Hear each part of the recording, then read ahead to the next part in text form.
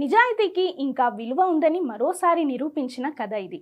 చెన్నైలో పారిశుద్ధ్య కార్మికురాలిగా పనిచేస్తున్న పద్మ చేసిన ఓ చిన్న పని ఇప్పుడు దేశవ్యాప్తంగా పెద్ద ప్రేరణగా మారింది.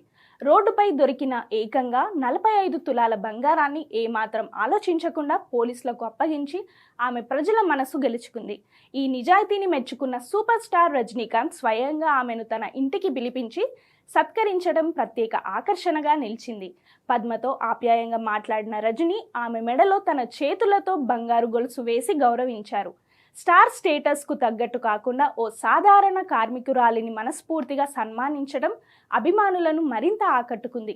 అంతేకాదు, భారత తపాలా శాఖ కూడా పద్మకు అరుదైన గౌరవం అందించింది.